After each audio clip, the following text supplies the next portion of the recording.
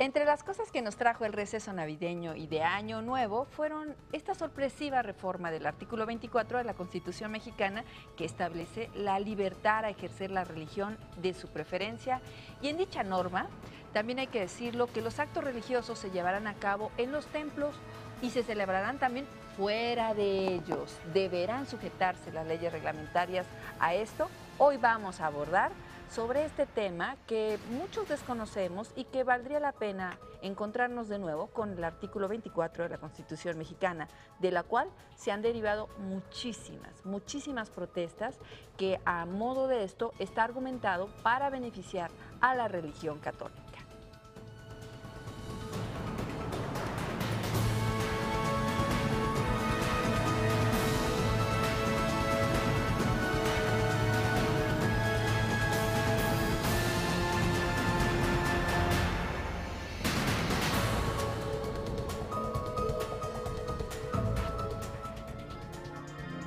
México, desde su concepción como un Estado de leyes libre y soberano, ha sido escenario de debates en torno a la práctica de las religiones, ya sea en el ámbito educativo, dentro de las reformas de gobierno y como elemento de convivencia en la sociedad. Recientemente se anunció una reforma al artículo 24 de la Constitución mexicana, al cual señala las libertades de todo individuo para profesar la religión que mejor le parezca.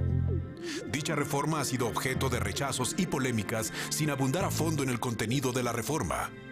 Hoy en Esferas, conoceremos cuáles son los cambios propuestos y los alcances de estos en el México de hoy.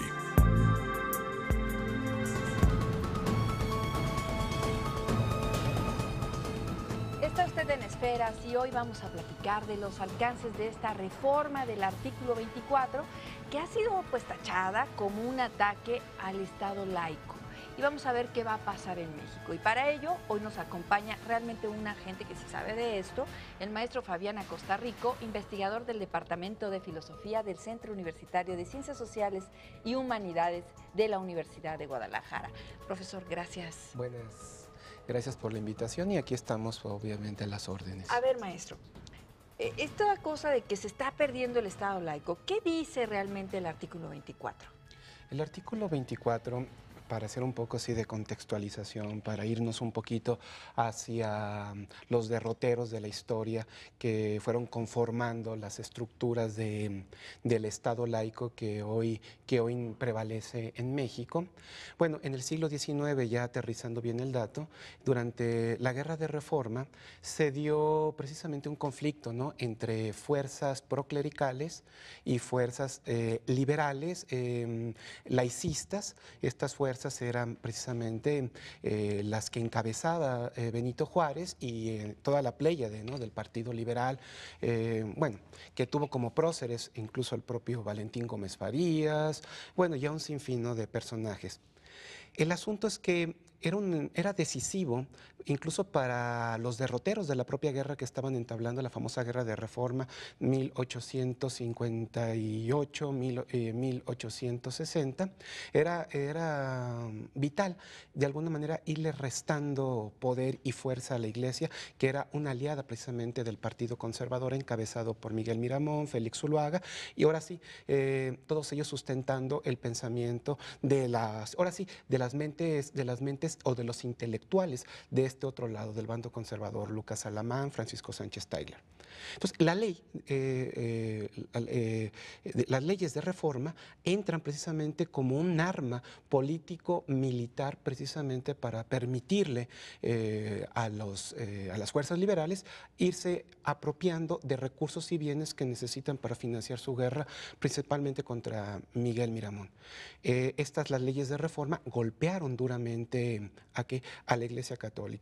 La más fuerte de ellas, que es una extensión de otra ley anterior, la ley de desamortización de bienes eclesiásticos, le permitía precisamente al presidente constitucional legítimo, Benito Juárez, como así se ostentaba, y a cualquiera de sus generales, pues tomar cualquier bien de la Iglesia, posesionarse de los bienes de la Iglesia.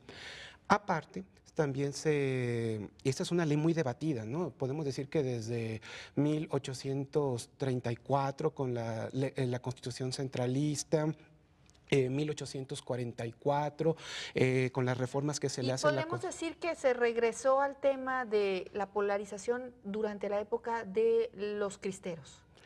Sí, ahora, claro que aquí ya hay un trecho histórico bastante largo. O sea, lo siembra, por así decirlo, Benito Juárez, ¿no? Los antecedentes y la aplicación, y luego empieza la polarización de nueva cuenta, ¿no? Sí, tal cual. Aquí nada más habría que enfatizar que los cristeros estaban luchando exactamente por lo contrario. No estaban luchando por la libertad religiosa. En cierta manera, ellos estaban defendiendo las garantías constitucionales del artículo 24. Artículo 24 que les permitían profesar libremente sus creencias, siempre y cuando fueran en el ambiente privado o en el ambiente institucional religioso. Entonces, vaya las ironías.